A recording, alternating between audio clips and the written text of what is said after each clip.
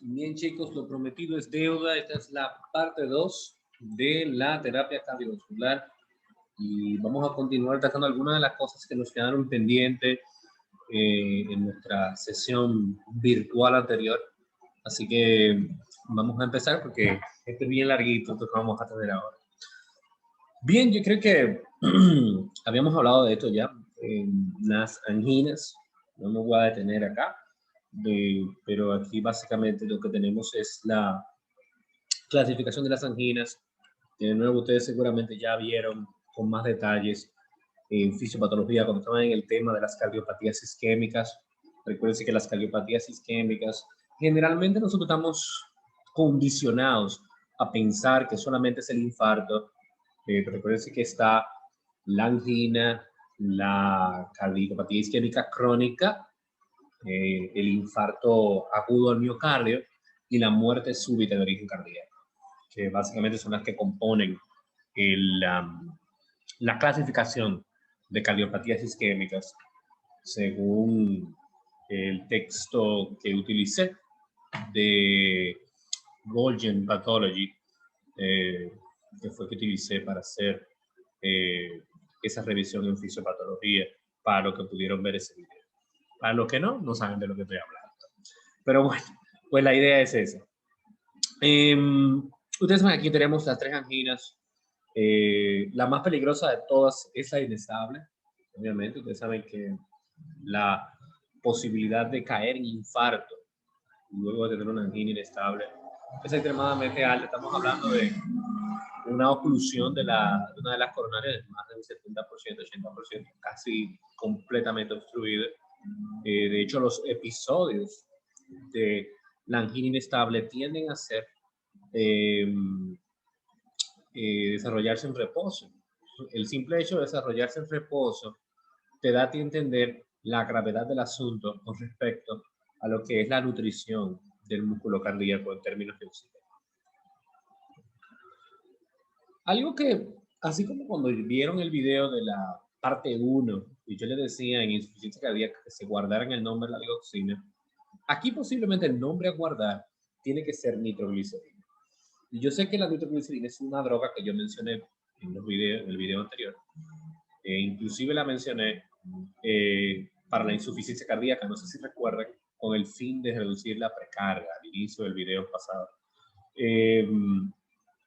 Y aquí la vemos tal vez en el rol más conocido de ella, ya que ella es la piedra angular de la terapia de la angina. Se dice que cuando es colocada de vía sublingual, una vía que dice dependiendo de un fármaco que es muy rápida, puede inducir o puede penetrar rápidamente los capilares sublinguales e inducir vasodilatación dentro de la misma. La nitroglicerina se toma al inicio del dolor anginoso o antes del esfuerzo para prevenir los episodios anginosos. Es decir, que creo que lo dije rapidísimo en el video pasado, tal vez no lo pudieron escribir en sus notas, pero la nitroglicerina tiene la propiedad de no solo tratar el episodio de dolor de angina, pero también prevenirlo.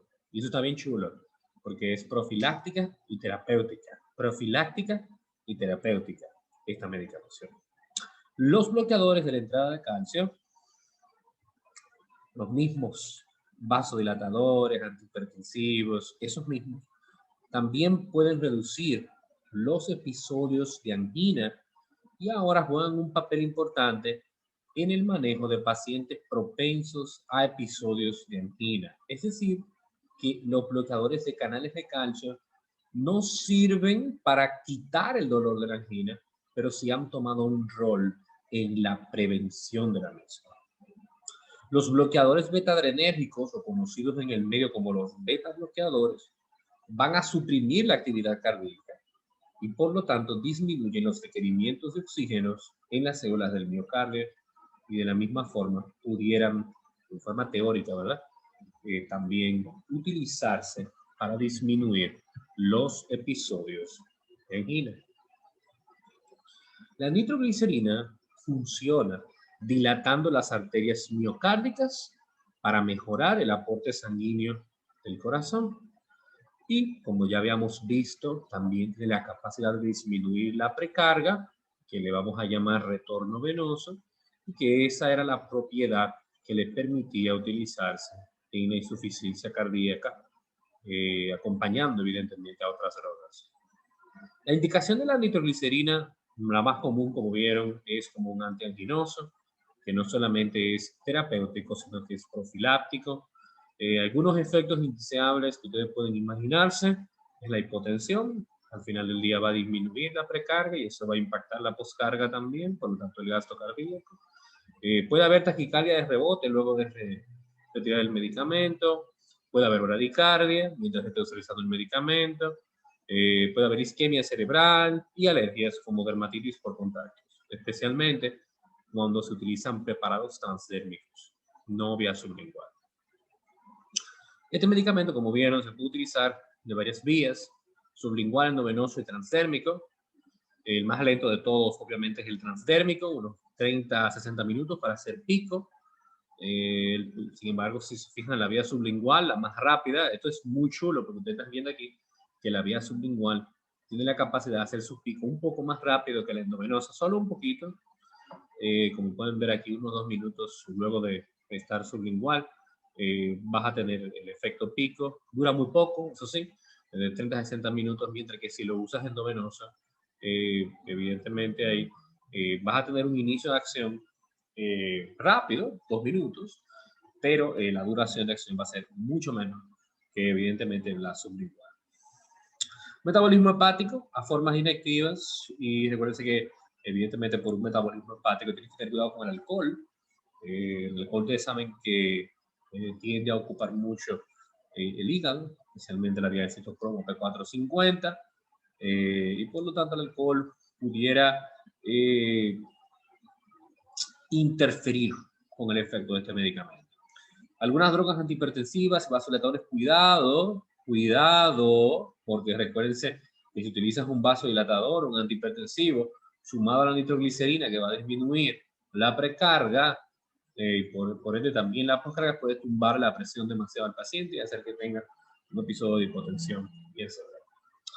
El nitrito de amilo se descubrió en el año 1844 por el químico francés Antoine Jérôme Maillard y se ha empleado en medicina desde el 67, aunque realmente ahora mismo no es de gran uso.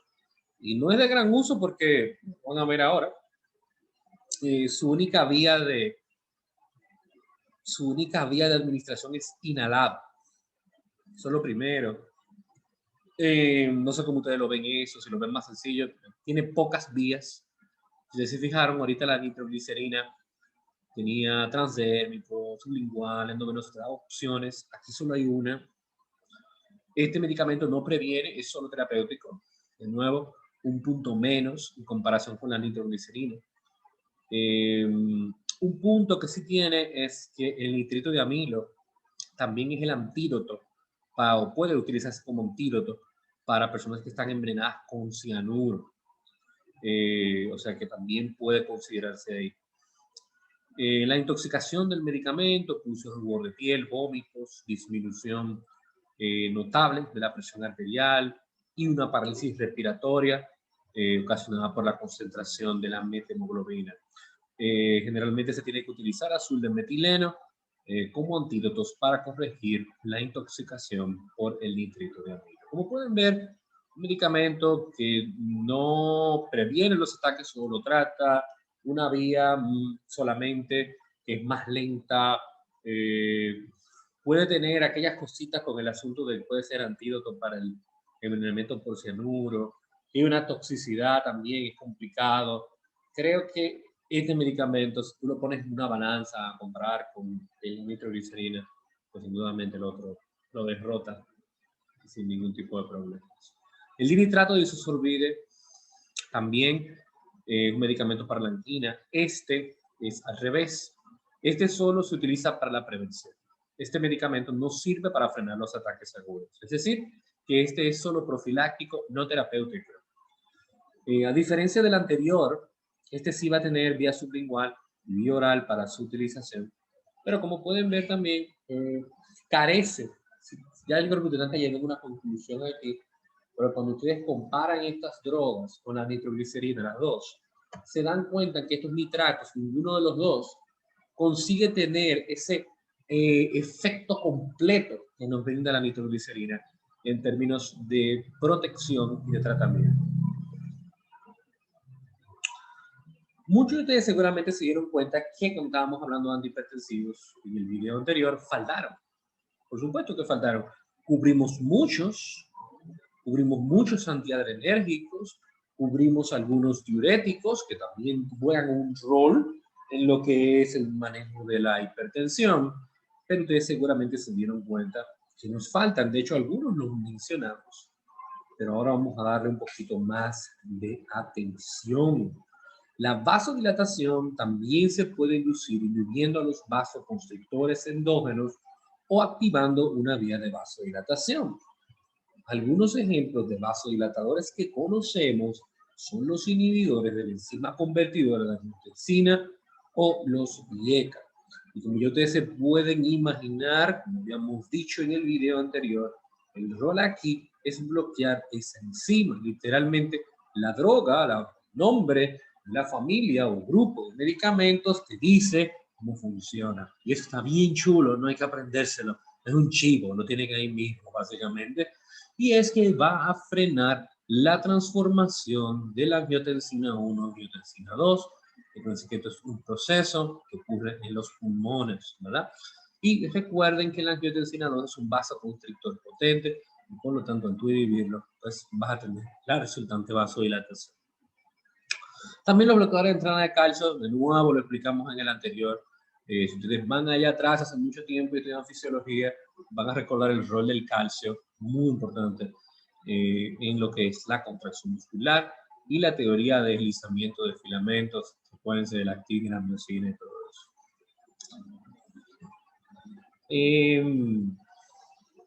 También, esto no sé si lo mencioné, pero quiero dejarlo aquí claro, es que el calcio es importante también para lo que son los potenciales de acción.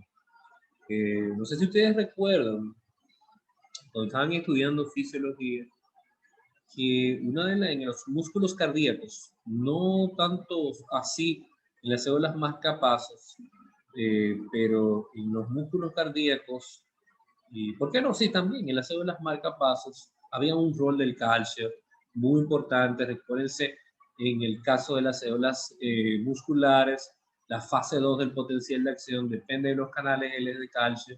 Y recuérdense que en lo que son las células más capaces, el calcio también juega un rol inicial en lo que es el proceso de despolarización también. Por lo tanto, esto es interesante, ya que estos bloqueadores de canales de calcio pueden producir cierto grado de bloqueo, ¿verdad?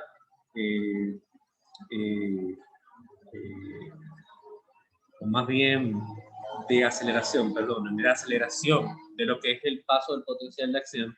Y si se bloquean esos canales, ahí es que el corazón se pone más lento. Ahora fue que lo dije bien. Entonces, esto es importante porque los bloqueadores de canales de calcio pudieran jugar un rol también en la parte de antiarrítmicos. La concentración del músculo esquelético es inducida por la afluencia rápida de sodio, que desencadena la liberación de calcio desde el retículo sarcoplásmico. Debido a que estas células no requieren calcio extracelular para la contracción, los bloqueadores de canales de calcio no afectan el músculo esquelético.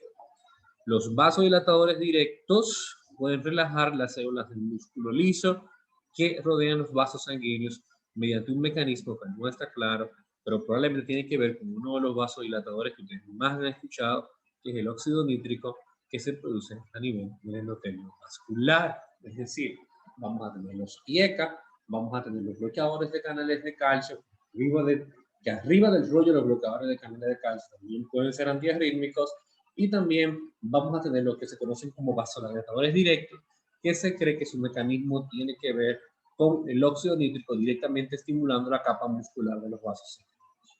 Los IECA son medicamentos ampliamente conocidos, ya que posiblemente serían tal vez compitiendo con la hidroxicloroquina, depende del libro que leas, uno de los medicamentos de primera línea para la hipertensión. Es un inhibidor de la enzima convertidora de angiotensina. El captopril fue el primero, la primera molécula, y su idea fue inhibir la dispeptidasa de dipeptilo, que es el nombre feo de la enzima convertidora de angiotensina. Y algo interesante es que también puede inactivar la bradicina. La bradicina, aunque ustedes no lo crean, es un potente vasodilatador que actúa al menos en parte por estimulación de la secreción de óxido nítrico y la prostaciclina, que es la misma prostaglandina I2, ambas son vasodilatadoras. Y te dirán, ¿y por qué usted no está complicando la existencia hablándonos de la bradicina? Aparte de que estamos en terapéutica y tienen que aprenderse los mecanismos de acción, ese dato de la bradicina es muy importante, ya que al inactivar la bradicina, eso se ha asociado también a, a, a lo que es, perdón, el exceso de la bradicina al bloquear esta enzima, ¿verdad? Eso va a llevar a lo que son los ataques de tos, que son tan conocidos como un efecto secundario del captopril. Si ustedes se fijan, la acción principal de, de estos medicamentos es bloquear la enzima convertidora. Por lo tanto, al bloquearla, no va a haber inactivación de la bradicina y la bradicina va a estar elevada.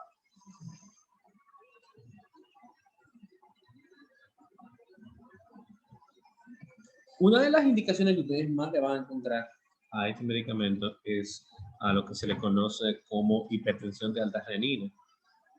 También se usa para ayudar a retrasar el mayor debilitamiento del corazón en pacientes que han sufrido un ataque cardíaco y tienen una isquemia cardíaca crónica, y para tratar problemas del riñón en algunos pacientes diabéticos, ya que esta droga no afecta los niveles de glucosa como lo hace la hidroclorotiazida, y también para tratar el fallo congestivo del corazón, obviamente no por sí solo, sino en combinación con nuestro querido digital y con la forma de la digoxina.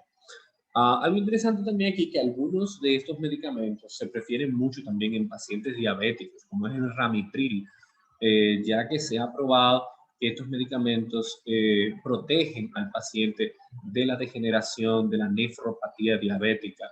Recuérdense que una de las principales causas de insuficiencia renal crónica en los Estados Unidos y que pacientes vayan a diálisis es la diabetes mellitus crónica, y por lo tanto tener una droga que no solamente los protege de los problemas de la presión, pero que también ha probado ralentizar el proceso de degeneración de la nefropatía diabética, que también es bastante útil para nosotros conocerlo. O sea que, como pueden ver, estas drogas son bastante útiles, bastante interesantes, y como se van a dar cuenta aquí, no hay muchos efectos secundarios.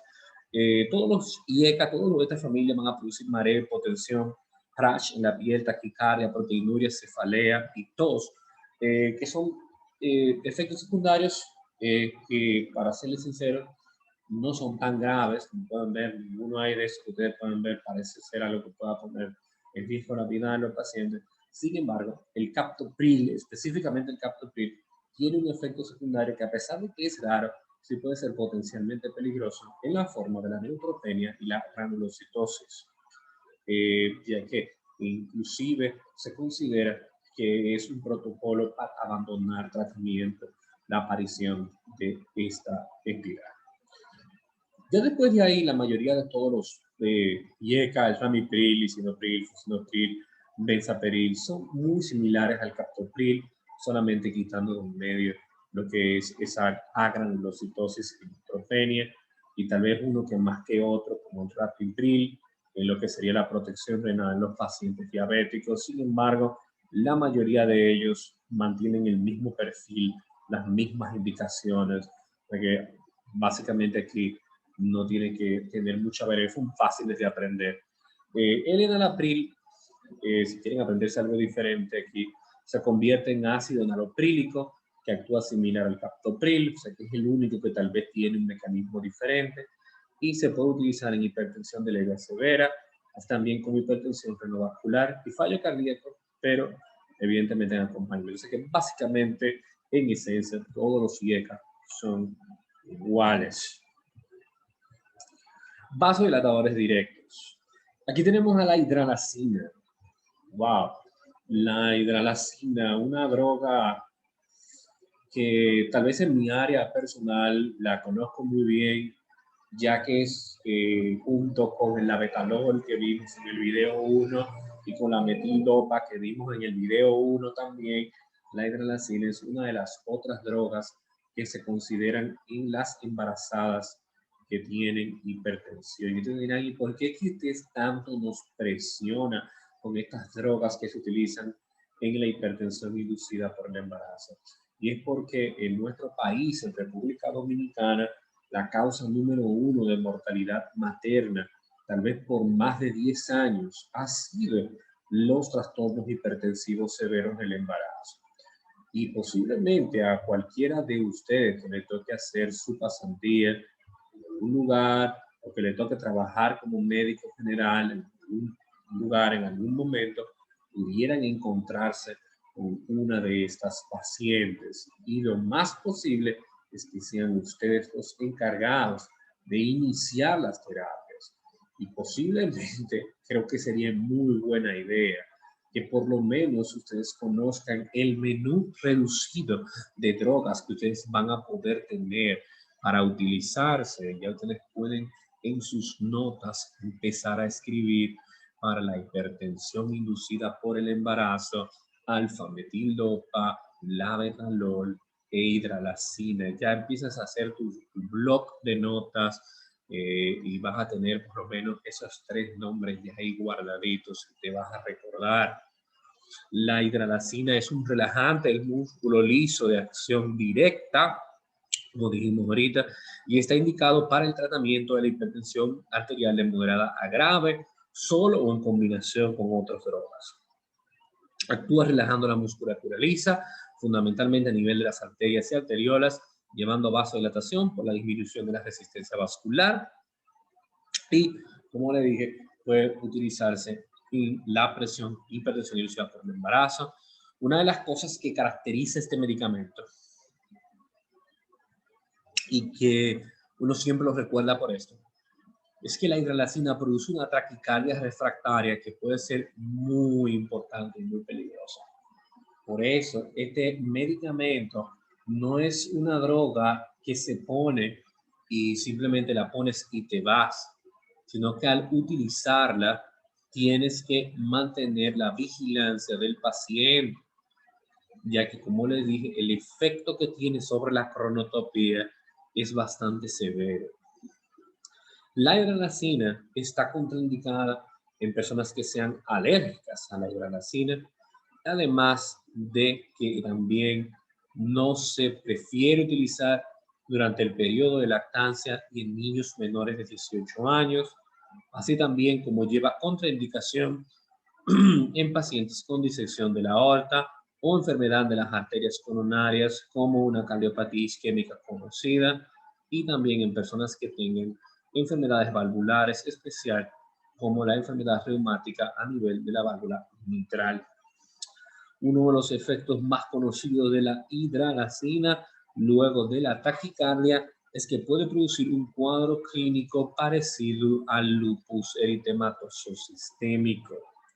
En los pacientes que se presente dicha situación, se debería descontinuar el uso de la hidralazina a menos que los beneficios del medicamento como antihipertensivo sean más que el problema.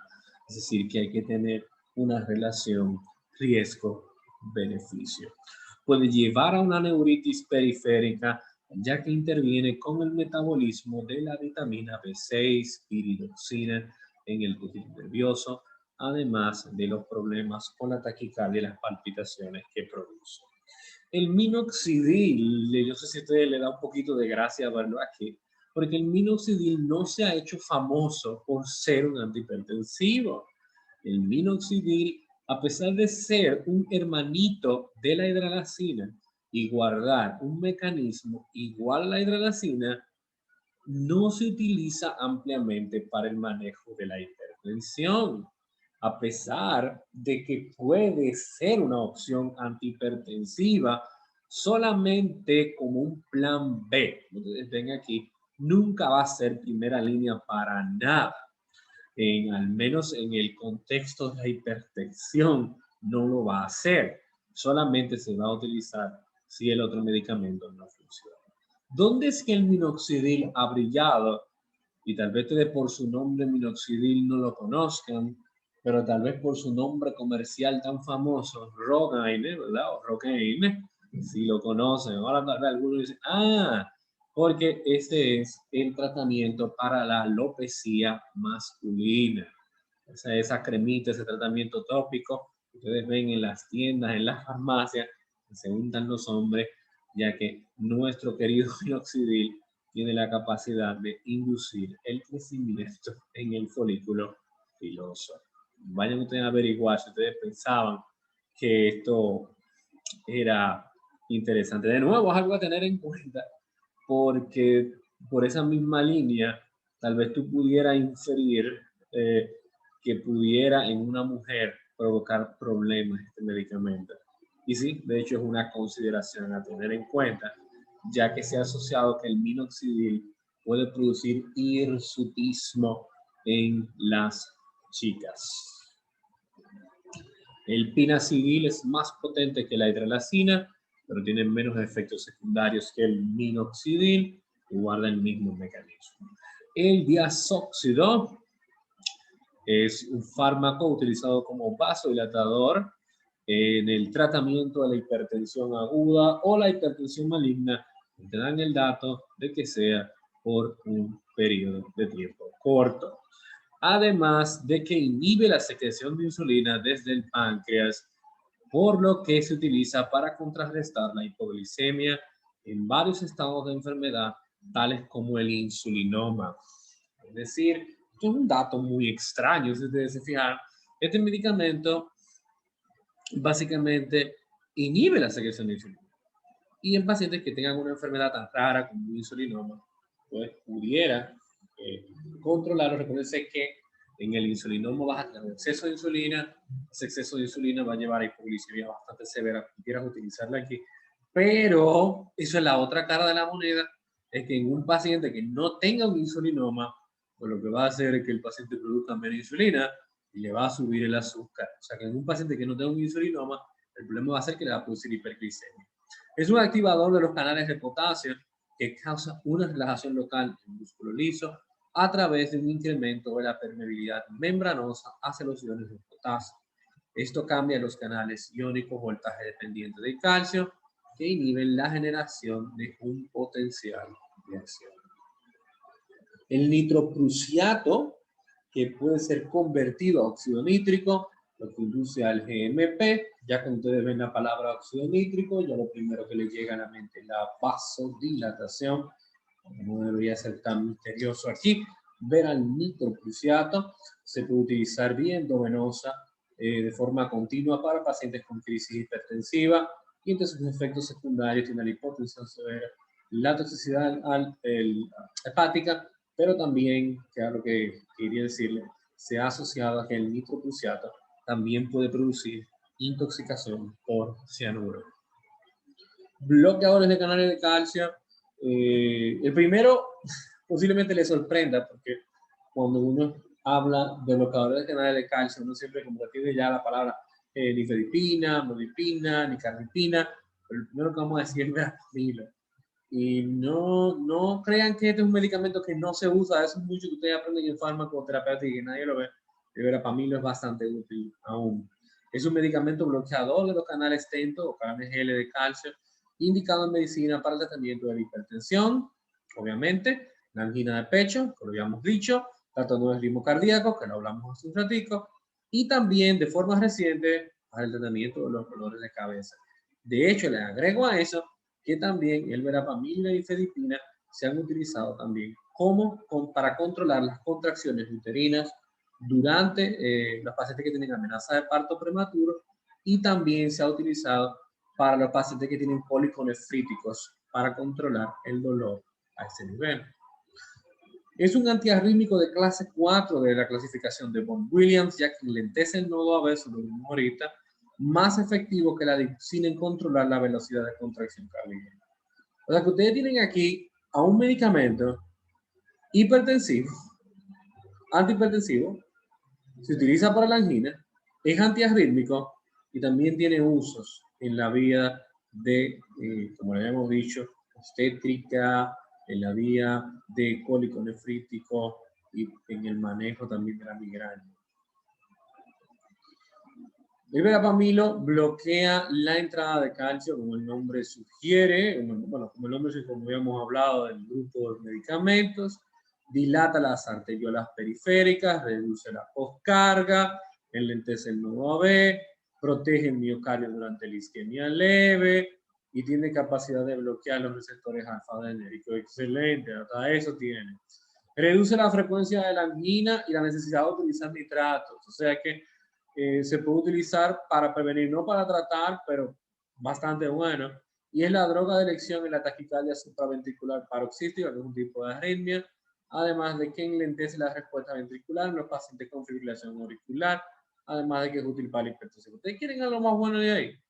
Evidentemente no está libre de problemas, hipotensión, es un problema que tienen la mayoría de antihipertensivos, obviamente. Este también va a producir constipación por el enlentecimiento del tránsito intestinal, por la disminución del calcio, que evidentemente se asocia a ese distrés intestinal y a los mareos. El diltiazem disminuye de forma menos pronunciada la frecuencia cardíaca, porque su efecto ya iba a ser menor en comparación con el verapamilo. Sí va a disminuir la poscarga, por eso su rol antihipertensivo se mantiene y mejora el suplemento de oxígeno para el miocardio. Por lo tanto, también presenta todavía la utilidad para prevenir los episodios de angina. De hecho, disminuye los episodios de angina y aumenta la tolerancia al ejercicio en la angina estable. O sea que esos son datos bastante chulos y se usa como antihipertensivo. Tal vez pierde ya la función de trabajar como antiarrítmico, pero mantiene todavía la utilidad sobre la angina y evidentemente sobre la presión arterial. La nifedipina es el vasodilatador periférico más potente, tiene poca depresión de los nodos, o sea que hay que olvidarse de él ya como antiarrítmico. No consigue dilatar las coronarias de una manera muy efectiva y causa una taquicardia refractaria. Se puede utilizar de forma efectiva, aún así, en la angina variante y estable, ya que va a disminuir el trabajo del corazón, a pesar de que no va a mejorar lo de las coronarias, ya va a disminuir el trabajo del corazón, disminuyendo la poscarga, porque aún retiene su función antihipertensiva. Y la nicardipina, similar a la nifedipina, y se usa también en la angina crónica e estable y también en hipertensión, así que es similar, es básicamente lo mismo que la nifedipina. La isradipina inhibe de forma selectiva la contracción de la musculatura lisa vascular y la conducción del nodo SA, y también se utiliza en la angina y la hipertensión. Y la nimodipina es un bloqueador de canal de calcio con el mejor efecto sobre la dilatación arterial cerebral. Por lo tanto, reduce el daño del sistema nervioso central causado por el vasoespasmo luego de una hemorragia subaracnoidea. Parece un poco extraño eso. Sin embargo, se ha mostrado ser carcinógeno y teratogénico en los modelos experimentales animales. Por lo tanto, este medicamento posiblemente ustedes no lo vean mucho.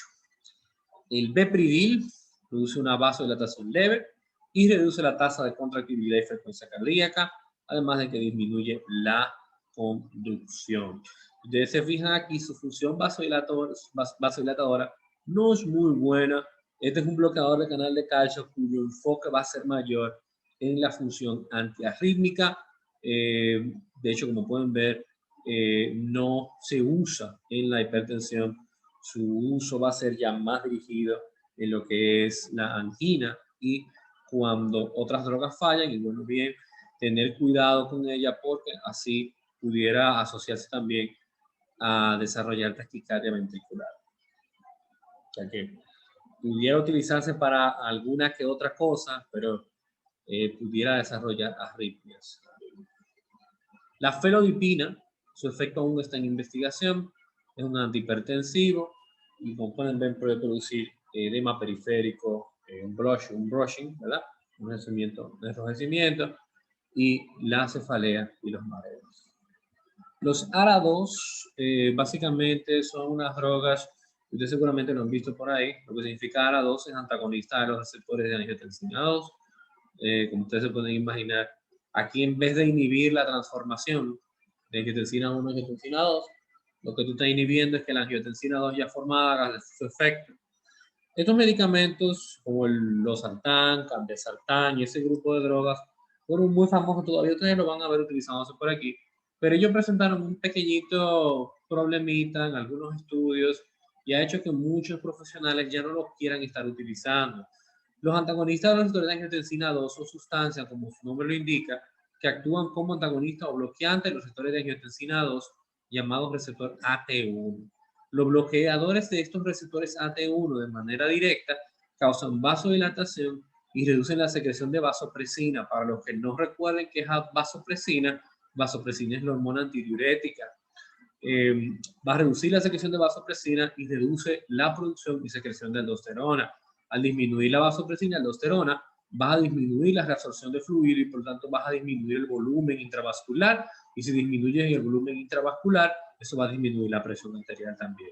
El efecto combinado, evidentemente es una reducción de que es vasodilatador por un lado y también va a tumbar el volumen por el otro. Básicamente, este medicamento, lo voy a pasar directamente por acá. Este medicamento, entre sus usos, los antagonistas de estos se utilizan en medicina usualmente para el tratamiento de la hipertensión arterial cuando el individuo no tolera un IECA. Oigan eso, lo dice así, no es que el doctor Mansur se está inventando, literalmente son el que le siga al IECA. Si el IECA no sirvió, entonces utiliza esto. Esto deja mucho que decir de un medicamento cuando te lo ponen justamente detrás de otra familia, ¿verdad que sí?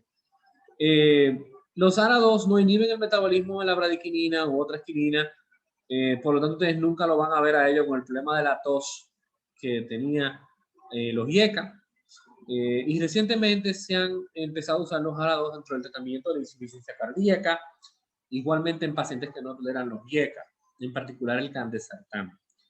El ibersartán y el losartán tienen datos de experimentos que han demostrado beneficios en pacientes hipertensos con diabetes mellitus tipo 2 y pueden que sean eficaces retrasando la aparición del progreso de la nefropatía diabética, similar a como le decía el ramipril en los IECA. El candesartán se ha usado experimentalmente en tratamiento preventivo de la migraña, mientras que el losartán está en estudio como tratamiento de la fibrosis pulmonar. Entonces se fija que hay muchas cosas interesantes, muchos usos interesantes. Te dirán, wow, pero estas drogas son muy chulas, porque el doctor ahorita estaba diciendo que muchos profesionales de la salud ya no quieren utilizar estas drogas. Empieza a poner, cuando vamos a seguir adelante, van a ver por qué fue el problema con estos medicamentos. La angiotensina 2, a través de la estimulación de los receptores AT1 que hablamos, es una hormona de estrés importante, y debido a que los ARA2 bloquean estos receptores, además de los efectos antihipertensivos provocadores, puede considerarse también para el tratamiento de trastornos relacionados al estrés. ¿Saben qué chulo? Y en el 2008 se informó que tenían una asociación negativa notable con la enfermedad de Alzheimer, en un análisis retrospectivo de 5 millones de registros de pacientes en el sistema de Departamento de Asuntos de Veteranos, de los veteranos de guerra allá en Estados Unidos, encontró que los diferentes tipos de medicamentos antihipertensivos de uso común tenían resultados en lo que era la enfermedad de Alzheimer muy diferentes. Los pacientes que tomaron bloqueadores de receptor de angiotensina 2 tenían un 35-40% menos probabilidades de desarrollar la enfermedad de Alzheimer que aquellos que usaban otros antihipertensivos. Te dirán, bueno, ¿qué significa eso? Los pacientes que utilizaban ARA2 eran menos propensos a que le diera Alzheimer. Tómenlo como ustedes quieran tomarlo en términos de interpretación. Estos medicamentos suelen tolerarse bastante bien, es similar a los IECA en ese sentido. No hay nada aquí que ustedes, dolor de cabeza, mareo, hipotensión, es lo mismo en general que ustedes conocen de otras drogas, evidentemente quitando del camino tal vez la tos que tenían los IECA.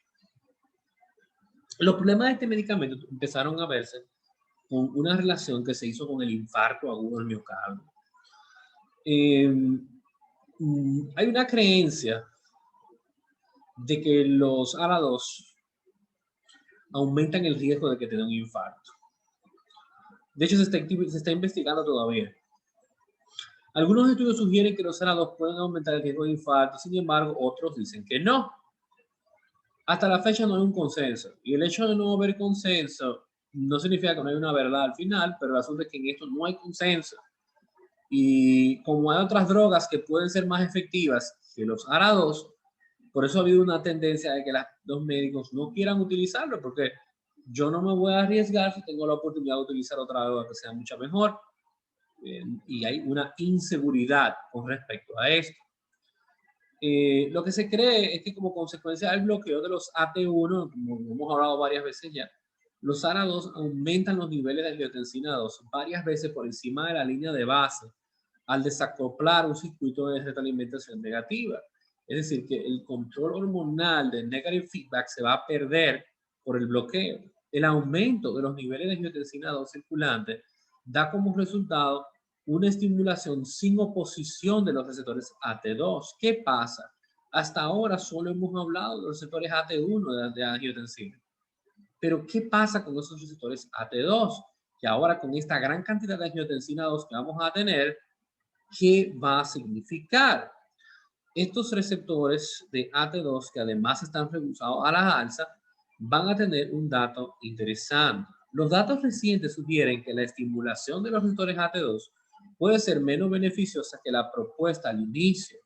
De hecho, se cree que puede ser dañina, ya que estos van a promover el crecimiento, la fibrosis y la hipertrofia, lo que puede llevar a provocar o a tener efectos proinflamatorios y aún peor, proaterogénicos, que si ustedes recuerdan de fisiopatología, la razón principal por la que le da infarto a la gente fue la formación de placas de ateromas.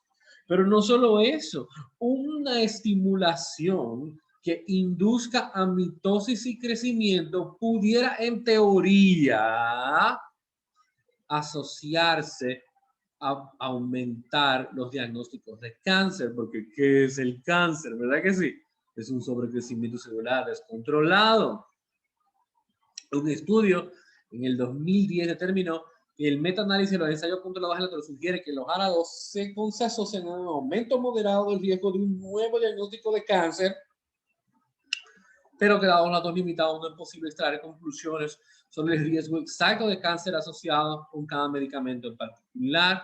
Por lo tanto, es justificable que se hagan más estudios, y un metaanálisis posterior realizado por la FDA de 31 ensayos controlados aleatorios compararon a los ARA2 con otro tratamiento, no encontró que había ningún riesgo de cáncer, ni mucho menos muerte por cáncer, ni nada por el estilo. En el año 2013, la investigación comparativa de la efectividad del Departamento de Asuntos de Veteranos de Estados Unidos sobre la experiencia de más de 1 millón de veteranos no encontró más riesgo para cáncer de pulmón o cáncer de próstata. Por lo tanto, evidentemente, toda la teoría de asociación con el cáncer no es real, aparentemente, por estos estudios. Pero el lío no se quedó ahí. Si ustedes digan, bueno, entonces no sabemos cuál es el rollo con el infarto, parece que no da cáncer. Entonces, ¿qué pasó en el año 2013? Un regulador principal de la Administración de Medicamentos y Alimentos, es decir, esta persona que trabajaba o era un líder del equipo médico de la FDA, de la Food and Drug Administration, Thomas Marciniak, reveló públicamente que, contrariamente a la conclusión oficial de la FDA de que no había un mayor riesgo de cáncer, después de que un paciente tenía los datos disponibles de la FDA, había concluido que había un aumento en el riesgo de cáncer de pulmón de alrededor del 24% en los pacientes que estaban utilizando el medicamento en comparación con lo que usaban placebo. Estas son palabras fuertes, porque lo que está diciendo aquí esta persona es que la FDA aparentemente mintió. Viniendo de una persona de adentro, ya ustedes se pueden imaginar el lío que eso significó. ¿Qué le digo? No vamos a seguir hablando de chismes aquí, pero no quería que ustedes les sorprendiera si ustedes en algún momento, en alguna rotación, se encuentran algún médico que no quiera nada con ese grupo de medicamentos, otro que sí. ¿Qué le digo? Queda mucho que investigar, queda mucho que leer con estas drogas. Hay algo desafortunado ahí, pero al final del día nosotros no estamos para hacer de un concurso de popularidad un medicamento, ¿no? Nosotros estamos aquí para si es efectivo y nos funciona y es seguro para el paciente, excelente, pero si no va a ser seguro y no hace lo que le toca hacer, entonces no nos interesa. Así de sencillo. Por lo tanto, sin temor a leer, a estudiar, a seguir investigando sobre estos medicamentos, sobre estos ARA2, a ver qué tal, qué dice el futuro y más estudios. Las arritmias, que son las últimas que vamos a estar viendo, como el nombre sugiere, son trastornos de ritmo cardíaco que se pueden generar por anomalías en la generación del impulso cardíaco o en la conducción. O es por cómo se genera o es por cómo se conduce. Y hay arritmias que se originan en las aurículas. Y la primera de ellas es la bradicardia sinusal. En la bradicardia sinusal vamos a tener un aumento del tono parasimpático, del reflejo vagal, que va a llevar a una disminución de menos de 60 latidos por minuto, y la despolarización se origina en el nodo sinoatrial, de ahí sigue siendo, por eso ustedes ven que dice sinusal, o sea que sí sigue generándose en el nodo sinoatrial, pero lo que lo va a hacer es más lento. Las despolarizaciones van a ser más lentas debido a esa estimulación parasimpática excesiva. Por lo tanto, en el EKG va a estar regular, pero lentos. El tratamiento no hay que tratarlo si el paciente no se siente nada, pero si el paciente desarrolla angina o hipotensión, se puede utilizar epinefrina, que es la adrenalina, o isoproterenol, que pudieran utilizarse con estas drogas, ya porque son drogas, como ustedes vieron, el isoproterenol es un vasopresor y la epinefrina es una catecolamina, ambas tienen una predominancia simpática. La taquicardia sinusal es similar, pero lo contrario, es un aumento del tono simpático. Ahora es al revés. Y vamos a tener un aumento de la frecuencia cardíaca de 100 a 160 latidos por minuto. La despolarización se origina también en el nodo sinoatrial, de ahí que dice sinusal. El EKG es regular, pero rápido.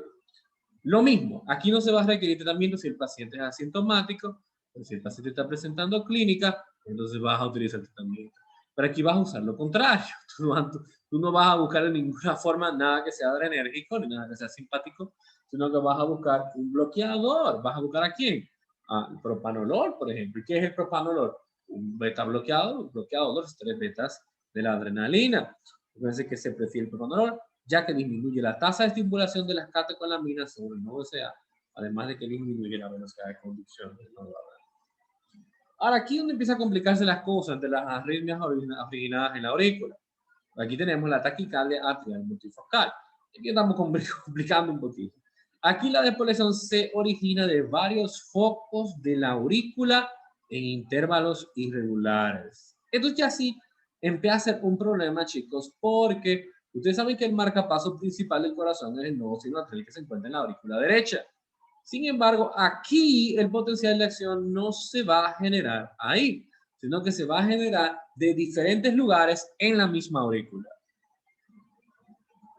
Esto es evidentemente problemático porque cada vez que dispare, cada vez que se despolarice, lo van a hacer en tasas irregulares. A veces uno va a haber completado un ciclo cardíaco cuando ya despolariza de nuevo. No hay un orden. Aquí vamos a tener una frecuencia cardíaca rápida, mucho más rápida que la anterior, de 100 a 200 latidos por minuto, pero aquí sí vamos a tener irregularidad. Irregularidad que ustedes la van a poder ver en el electrocardiograma, ya que las ondas P van a estar presentes, pero van a ser morfológicamente una diferente de las otras, y el intervalo PR puede variar en el trazado. El tratamiento va dirigido a corregir el factor precipitante, y luego de que la causa subyacente es corregida, se puede iniciar con verapamilo o quinidina, ya que ambos disminuyen la velocidad de conducción de las células que están produciendo el ritmo irregular, que es el problema aquí. La despolarización auricular prematura, el corazón late prematuramente debido a que un foco de células auriculares se activan espontáneamente antes de que el nodo esté listo para activarse. Entonces tú lo puedes representar como que tal vez tú tienes un jugo guardado en la nevera y tú estás esperando el momento correcto para irte a tomar. Y cuando tú vayas a tomártelo, te das cuenta que alguien vino y se lo tomó antes que tú. Eso es lo que pasa aquí. El nodo sinoatrial está todo listo para disparar e iniciar su potencial de acción, pero de repente viene un incumbente y decide hacerlo antes que él y ya se dañó el momento. Esto es lo mismo que pasa aquí.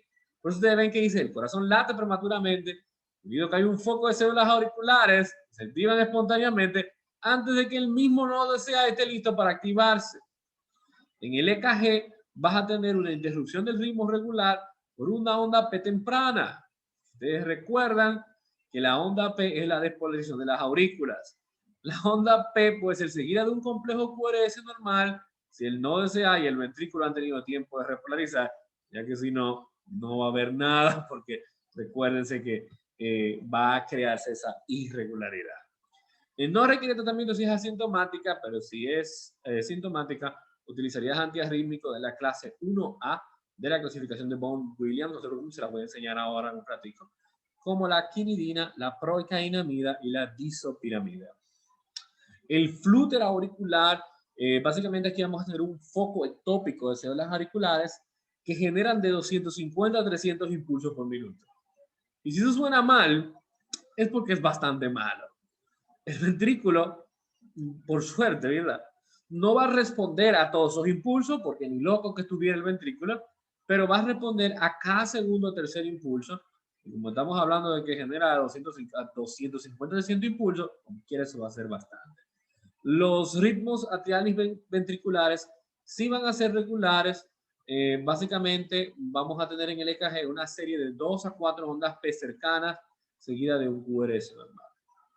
Aquí la idea va a estar dirigida a controlar la respuesta ventricular suprimiendo la conducción del nodo AB.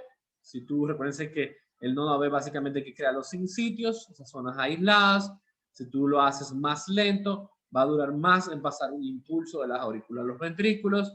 Y eso lo vas a poder lograr con la digoxina, sí, la digoxina, la insuficiencia cardíaca, con el propanolol, que es un beta bloqueador, y con el verapamilo, que es un bloqueador del canal de calcio. Por eso les decía que estos medicamentos los van a estar viendo en todas partes. Y pues luego convertir el ritmo auricular en un ritmo sinusal utilizando procainamida en do menor. La fibrilación auricular sería lo mismo con lo anterior, pero peor. Aquí vamos a tener múltiples focos ectópicos, igual que el anterior, lo único que van a generar impulsos mucho más rápido, como 50, 450 impulsos por minuto, y el ventrículo responde a un impulso ocasional. Ambos ritmos aquí ya van a ser irregulares. La onda P no va a poder ser distinguible y los QRS van a ser irregulares todos. Si el paciente está hemodinámicamente estable, se va a controlar la respuesta ventricular suprimiendo el nodo AB, igual que lo anterior, y vamos a tener la conversión a ritmo sinusal con la misma procainamida en do venosa. Aquí ya no es una arritmia en la aurícula, sino una arritmia por reentrada. El nodo AB está dividido en un camino que conduce al ventrículo y otro que regresa al impulso a la aurícula. Y como ustedes recuerdan, eso no debería ser así. Si el nodo sinoatrial genera el impulso, desciende por los haces internodales y llegan al nodo AB, y del nodo AB van a pasar a las de His, de las His a la fibra de Purkinje. En ningún lugar ustedes han leído que hay un tejido marcapaso que vuelve y les regresa del nodo AB al sino atrial el impulso eléctrico. Y la razón por la que ustedes no han visto eso en ningún lugar es porque eso no es normal. Y porque no es normal, es una enfermedad y aquí la tienen. Básicamente, el nodo AB está dividido en un camino que conduce al ventrículo y otro camino que regresa el impulso a la aurícula. Y esas son buenas noticias, ya que si tú le devuelves el impulso para atrás a la aurícula, bueno, pues la aurícula va a empezar el ciclo de nuevo antes de que termine. La reentrada del impulso a la aurícula lleva a que la aurícula y el ventrículo se contraigan al mismo tiempo. Y ustedes ya se pueden imaginar que el aurículo y el ventrículo contrayéndose al mismo tiempo es un gran problema, ya que la sangre no va a saber para dónde ir porque acabas literalmente de romper el ciclo cardíaco. Generalmente hay un QRS normal y luego de ondas P normales, y la onda P invertida usualmente queda escondida detrás del QRS. La frecuencia cardíaca es bastante elevada, de unos 150 a 250 latidos por minuto. Se va a necesitar masaje carotídeo para suprimir la taquicardia y estimular un reflejo vagal parasimpático, además de que puede utilizar el verapamilo, el propanolol, la digoxina, como utilizamos anteriormente. Síndrome con un nombre complicado, pero que no es tan difícil, de hecho se parece a lo anterior. Wolff Parkinson White es literalmente lo mismo, una tira de tejido conductivo diferente al nodo ABE que conecta la aurícula con el ventrículo. Esa es la única diferencia, de que en el anterior la entrada del nodo ABE de regreso a la aurícula, aquí no, aquí es independiente al nodo ABE, pero conecta la aurícula y el ventrículo. Pareciera como medio extraño, pareciera como que es lo mismo, como que una diferencia muy pequeña, pero no es lo mismo. A pesar de que se parezcan mucho, el problema aquí va a ser que el potencial de acción se va a regresar de los ventrículos a la aurícula, como ustedes vieron anteriormente. Eso nunca son buenas noticias. Por eso aquí tenemos otra arritmia por retraso. Los impulsos que llegan a los ventrículos a través del nodo AB van a regresar otra vez a la aurícula debido a la tira de tejido que ustedes se pueden imaginar ahí. Cada onda P es seguida por un QRS inmediato. La frecuencia cardíaca se puede meter en 300 latidos por minuto. Muy fácil. Y si ustedes se pueden imaginar, eso puede matar a cualquiera. Si el paciente está asintomático, me imagino que la mayoría lo va a estar, va a que disminuir la velocidad de conducción del AB y eso podemos hacerlo con el verapamilo, el propanolol, la dioxina, o pueden disminuir la conducción de la vía accesoria con procainamida endovenosa y su querido anestésico, la lidocaína, que nunca lo vamos a poner vía endovenosa, pero en este contexto sí se anda buscando su efecto terapéutico a través de la sangre. La despolarización ventricular prematura básicamente es una arritmia de origen ventricular y básicamente lo que ocurre es que hay unos focos ectópicos en el ventrículo, similar a lo que vimos ahorita en la aurícula. Se considera bastante benigna si son menos de 6 por minuto. El complejo QRS va a ser amplio y no van a estar asociados a una onda P, algunos de ellos, y va a tener una onda T prominente que es la repolarización de los ventrículos. Usualmente apunta a la dirección opuesta al QRS. Generalmente no se trata, por eso dije que era benigno, pero sí hay que tratar usualmente también de la procainamida o la lidocaína. La taquicardia ventricular, muy conocida, tal vez la más famosa, ¿verdad? Que es el VTAC, cuando todos ustedes ven todas sus series. Usualmente secundaria a un circuito de reentrada, la que vimos ahorita, como la reentrada B o el Wolff Parkinson White, que es lo que significa WW, que van a llevar a esta taquicardia. Como ustedes pueden imaginarse, aquí, bueno, pues sí hay que tratarlo, especialmente el tratamiento agudo, lidocaína, procainamida o bretilio. También se pueden utilizar de forma crónica ya la quinidina, la procainamida, la disopiramida, la flecainida y cualquiera de los que vengan. Esto que ven acá es la clasificación de Vaughan-Williams para los antiarrítmicos y como pueden ver está dividido en 4. Está dividido en 1, 2, 3 y 4, pero la clasificación 1 está dividido en 3. Tenemos la 1A, ¿verdad? Representados por la procainamida, la quinidina y la disopiramida, la 1B, que va a estar representado por la lidocaína y la fenitoína y la mexiletina, y la 1C, que está representado por la flecainida y la propafenona. En el caso del grupo 2, van a estar los bloqueadores receptores beta-adrenérgicos, es decir, los tipo 2 de los antiarrítmicos son los beta-bloqueadores.